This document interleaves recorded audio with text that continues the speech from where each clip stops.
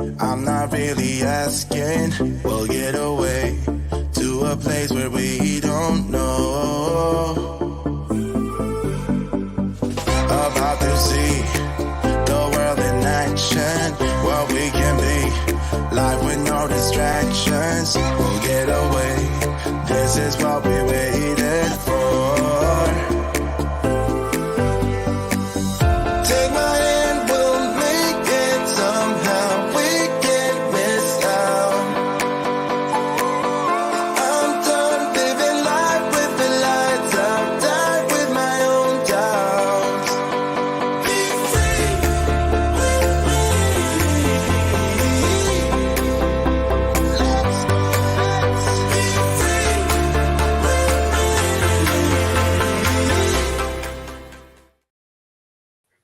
Hi everyone, it's Therese here. So good to see you all. I'm Therese Calvird, just in case you didn't know, and you can find me at Lost in Paper. I have a YouTube channel and also on Instagram, Facebook, and also somewhere else, Pinterest. Welcome everybody. Put your questions there so I can answer them. I've already got a couple of questions to answer, so hopefully I can help you out with your mostly watercoloring was my technique in today's class. So if you've got any watercolor questions, I also did a trifold card. My cards were a shaped trifold card, so if you've got any questions about that, put them in the comments too. Briard, oh thank you. I have the eraser. Now there are actually two that I use when I'm prepping my stamps. So that's just simply to condition stamps. So I have, if you're using a new stamp, then to make it accept the ink, especially the dye inks, a little bit better, I use either just a normal eraser, like this one's old. It's just a white plastic eraser. But I also use this one, which I really like. It's from Altenew. It works pretty much the same. You get 3 in a pack. And basically when you get a stamp, mostly the new stamps, or a really solid stamp, it works really well on those. So you just rub it across. What have I got here? I could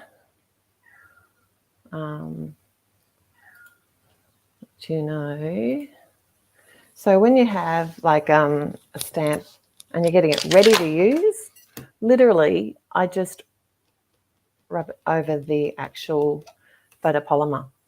You can do this on a red rubber stamp or something like that as well, but you tend not to need to so much. Welcome everyone. I'm so happy that you enjoyed my presentation. I had a lot of fun making these cards. They're the trifold cards. Sorry, I'm just trying to see this question here.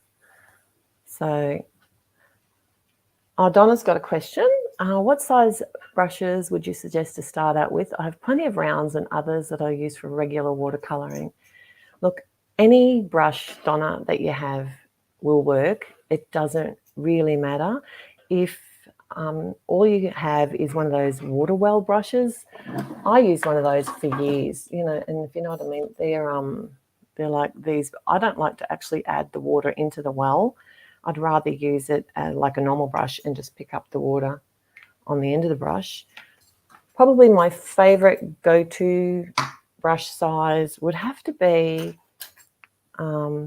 this is Silver Black Velvet, and that's size 8, because I find the tips are pointy enough that I can get into fairly intricate designs, and big enough that I can do a background and I can have some control over it, but not too much. By having the smaller brushes, I actually used one of these yesterday for the first time, and that's this is an Altenew. They have sets of the round brushes too.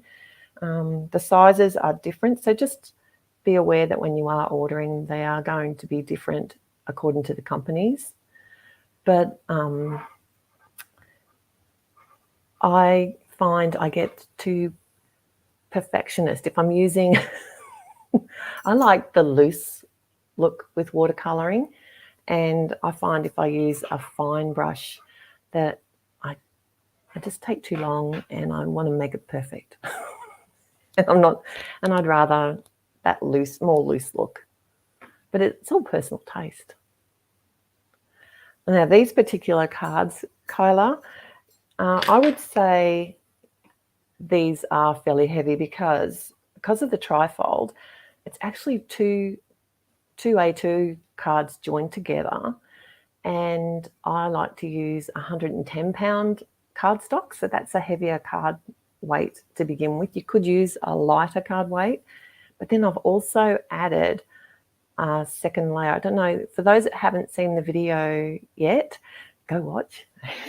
It's a lot of fun. But this is actually watercolor cardstock, die cut, and sat on top of the 110-pound as well. So this is a heavier card to mail. And I have heard that recently the postage has just gone up in the US and it's on weight. So that's a bit disappointing that you're going to have to think in advance about how you can keep the weight of your cards down so you can send them affordably. But I did do a video on that. I had a few questions. That's how I know about it. I don't know, I might be speaking incorrectly there, but I had some questions. So I did a video about how to add dimension to cards without adding weight. It was a live video. I had a lot of fun.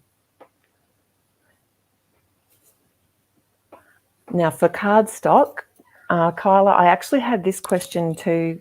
When it comes to the watercolor cardstock, Candy asked me which one I like. I have a few.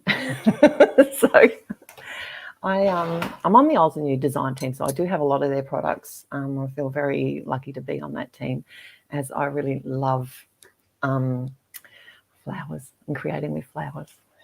So I do like the watercolor cardstocks, but they are a little bit more on the expensive side. What I like most about them is that they're geared towards paper crafters. So they're a nice bright white and smooth to stamp on. These are pre-cut ones, that A2 size, and they also have a paper pad, which is a bit more affordable. It's like a 9 by 12 inch. But so each sheet of cardstock you can get 4 card fronts out of. So I will use those, but one that's very similar is the Bristol Smooth, and a lot of people use this. It's not technically a watercolor cardstock. Bristol is the actual style of cardstock. It's not the brand. The brand is Strathmore here. There are other brands that make Bristol cardstock, but this is a nice, bright, and it's very affordable. What did I pay in Australian dollars? This was $20. Get 20 sheets, and it's larger than an A4, so 4 cards out of 1 sheet. It's a no-brainer.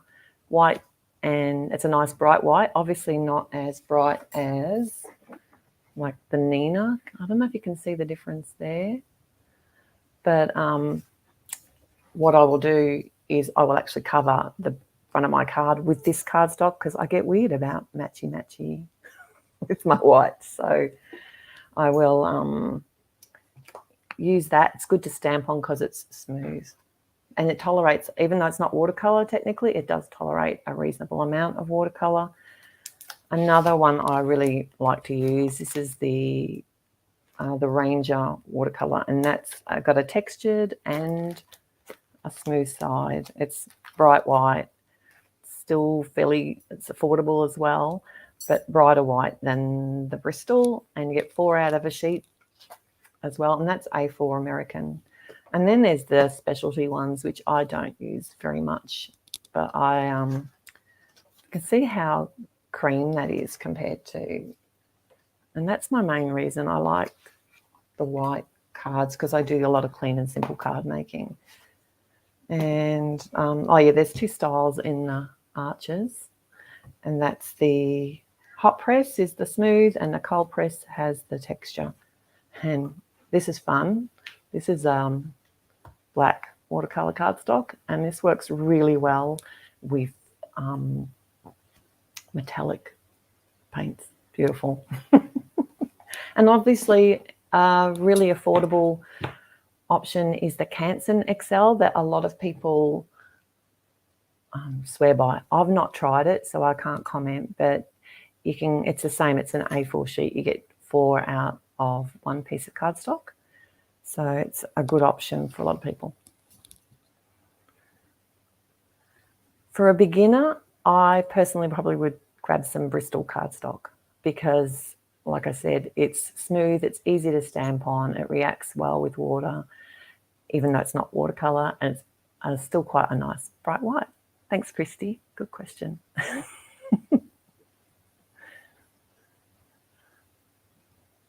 Oh, that's a Frida vase, vase vase.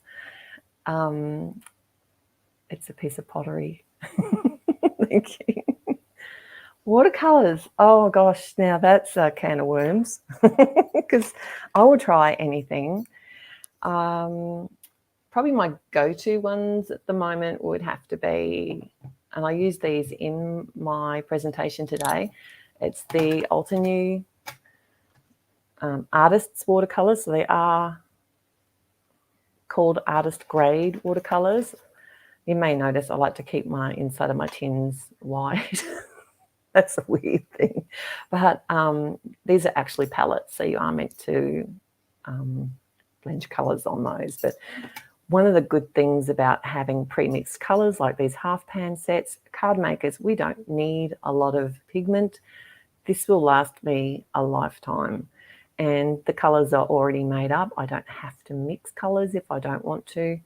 They're in colour families that I already know and love from Altenew. So they're actually made by colour family, and I can mix them to create more as well. You can get really good results with cheap watercolors too. You don't have to spend a lot of money on watercolors if you don't know exactly what you want. I don't know if you've seen things like you can buy these dot charts if you wanted to delve into the world of real, like tube watercolors. You can just, and for us this is perfect. There's a dot of paint, and if you're just wanting to paint up a few flowers and test out a few colors, a really good way to step into watercolors.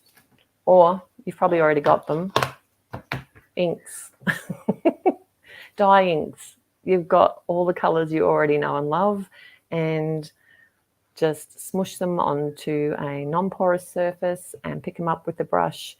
Just see if you like the technique first before you invest in actual watercolors. So there is a lot of choices. Random question. I love watching your YouTube channel. I often hear birds in your videos. Are they pets or outside your window? Amy, they are outside my window. We live in the subtropics and have a lot of bird life around here, and you're going to hear it, especially if it's been raining or in the evening or early morning. I'm a bit of a morning crafter, so you might hear them a lot then. But parrots, we have king parrots, galahs, cockatoos, native pigeons, kookaburras, currawongs. Kookaburras, yes, Helen, we do. I haven't been able to catch them laughing. I don't think, maybe once I've included it in one of my videos, but they are awesome. They're usually like a 4 o'clock in the morning bird. They like the sunrise. I don't, Diane. I haven't got any of the black cards here with me to show the black cardstock, but I have on my YouTube channel. It's a video I did for Altenew, one of my take twos, and it was a mini slimlines, I think they were. So if you go to my YouTube channel, lostinpaper.com, and go into my playlists, there's an Altenew take two playlist. You should be able to find it there. The photos are on the thumbnails, so I store all my cards. You scroll through the over 1,000 images there, and usually that's how I find it. If someone asks me a question about a card, that's where I find it. So I do make my own swatches, yes, and definitely with watercolors. That is something, because there's no way that you can look at this in particular and know, like, oops, I should have it the same way. So like that color, you know, you can't tell. So by making a swatch, it just gives me more of an idea what's going to match. I do the same with my inks, actually. I use my swatch book, my color story, I call it. I use it all the time. So color combos, I love mixing colors and choosing colors. So I have a lot of, because I do a lot of flowers, I like to have, you'll see a lot of pink, apricots, hot pinks, oranges are probably one of my favorite combos. So I often tend towards the brights, but recently I've been doing some pastels. To get inspiration for colors, I actually have a Pinterest board for that as well. So if I'm not really sure what I want to use, then I will go to that and get inspired. I also keep a color wheel right beside me. So say there's a color I've started with and I'm not sure what to mix with it, I just follow the wheel. So say I've started off with like a purple flower, red flower. I can just look and know that the complementary color is going to be green. If I want to add another color that's going to look great with it, I can go for a triad, add the blue green with that red violet, and the yellow orange will look, I know it's going to look good. I don't have to reinvent the wheel. Pardon the pun. But yeah, it's I'm often inspired by color. It's one of the things I love, to mix up some odd colors sometimes. Just not to mix up mud. That's so you would never mix opposite colors on the color wheel. Make mud brown. When I say, if you want brown, that's how you get it.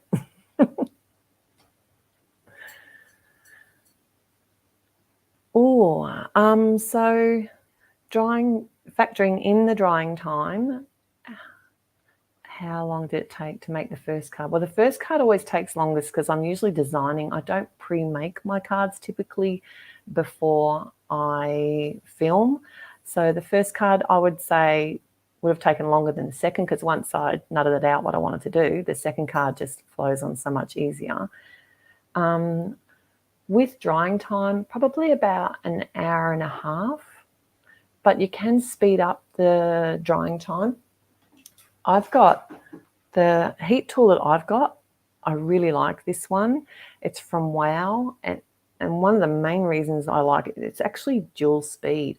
So you can have it, I don't know if you can see it, but there's a 1 and a 2 lines. The 2 lines is hotter and more intense heat, so it's really good for heat embossing, and the single line is a lower heat with sort of less, it doesn't blow out as much, so it's really good. It'll blow out as much. It's really good for drying things without overheating them.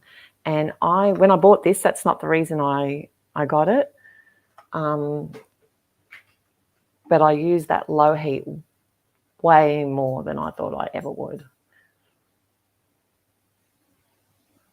Oh, Marilyn, yes, I'd like to say that I send all my cards out, but I have a stash. I have good intentions, and I do send cards out. I'm good with birthday cards. I always remember them. I'm good with Christmas. I love to send them. The hello, thinking of you, I'm getting better at. Otherwise, I have some good friends that I will batch up cards. I like to give them as gifts as well. I make little stashes of cards and put them with a gift. Oh, the color wheel. Oh, you can actually get these online. You don't even have to buy them. This one, I don't even know. It's one of the common ones that you see around. It's created by the Color Wheel Company. but there's a big version of it too. This is, I don't know, about that big, so not huge. On the back, I didn't show you that, but on the back, if you're mixing colours, this is handy as well. So say you've got a yellow green and you add a red, it's going to create a brown. If you add blue to white, makes pale blue, etc. A hairdryer, sorry, I just saw that one from you, Donna.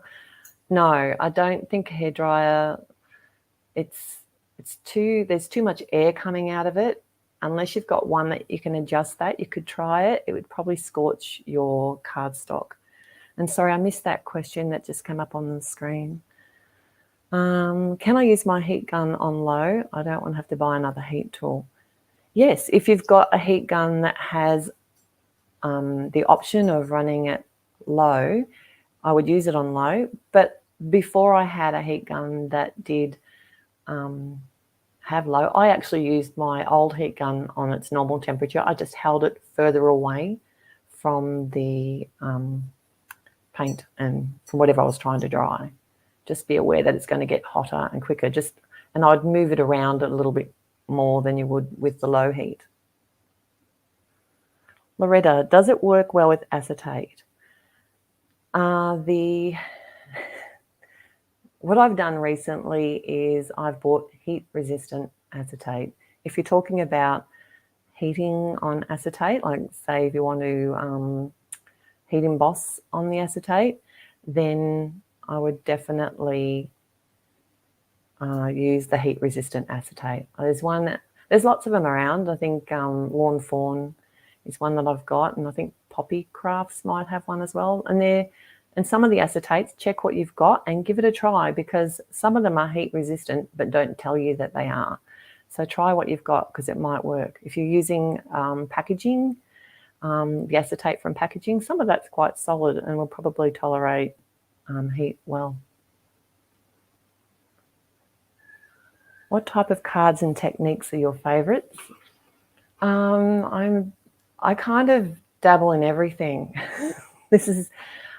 I know they say you should focus and do one thing and only do one thing, but I like to test myself and I like to try out new techniques. So I'll give everything a go. The type of cards I like are usually clean and simple. That's usually my go-to. Techniques, obviously watercoloring. I've been having a lot of fun with that over the last couple of years. I've even got into using a Cricut as part of my crafting and part of my card making, and I'm really enjoying that. There's a lot of learning curves with that. And also I love colouring. So anything that involves alcohol markers, pencils, although I haven't used my pencils much recently. I hope to get back into that real soon. But I'll like making interactive cards and things like this folding technique. I did have a question in the craft group, in the Facebook group, about because it's a trifold. It's a really simple card to make, but I wanted it to be a normal A2 size. So for me to do that, the easiest way was just to get the two A2 cards and then join them together. You might find you might need to snip a little edge off one of them so that they fold neatly and you don't end up with this piece over the side. But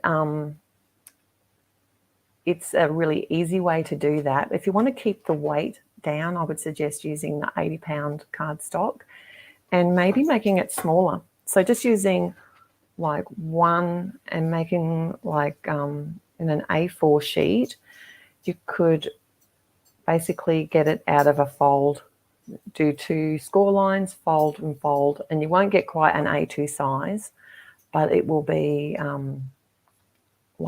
the weight will be less, and you'll be able to hopefully keep the postage down, and you'll still get the same look. Oh yes, Tracy, it's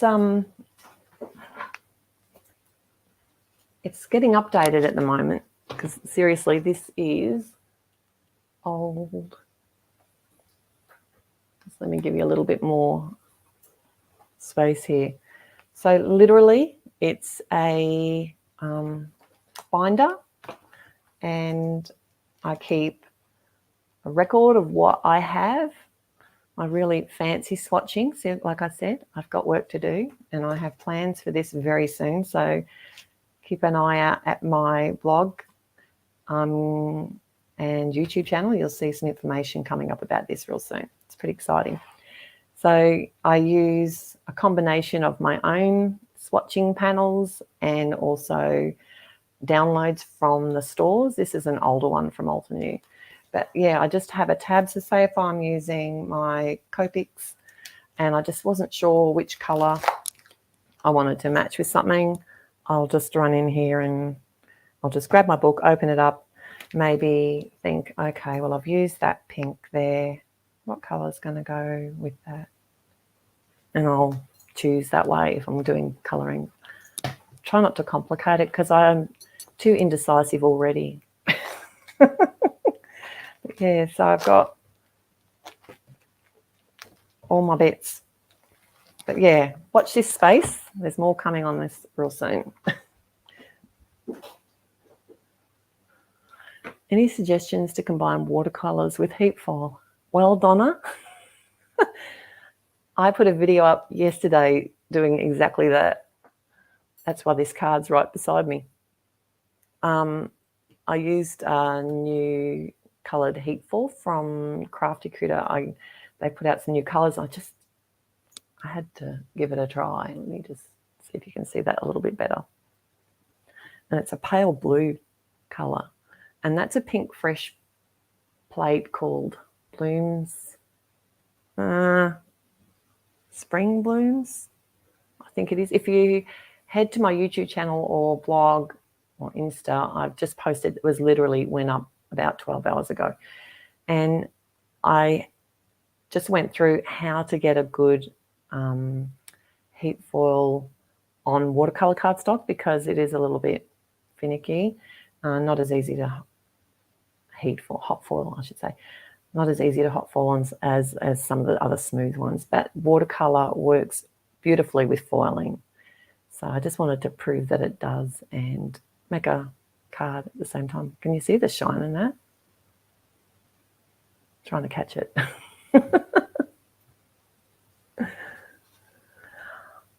Kyla, I have always used Copics.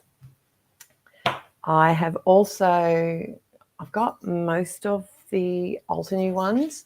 Basically, the 3 alcohol markers that I go to, the only ones that I have are these 3 brands. So I have the Copics, tried and true, on the expensive side for sure. The alternate ones, they're more affordable. The color range isn't as huge, but really nice to color with as well. And I've been using the Sketch Marker Brush Pros as well. And these are beautiful to color with as well. They look a little bit smaller, but they actually have more ink in them and they're created a bit differently. So I think the ink is actually a liquid inside, whereas these, I don't know, I can't remember. But it's, you don't get the bubble. You know, sometimes with the alcohol markers, it just like burps out the end and splats over stuff. You have to like let the air out by taking the end off. You don't get that problem because of the way these are manufactured. But the best thing about all 3 is they all have like a sketch end, which is pretty much the only end I color with. They're all refillable and all of them, so they're all very similar, and all of them have replacement nibs as well. So basically once you buy the barrel, you're good to go. All you need to do is just buy your refill and new nibs if you need them. So they are all easy and equivalent to color with. For me, I love them. Do I do any other crafts besides card making? I used to do a lot of, I did cross stitch for years.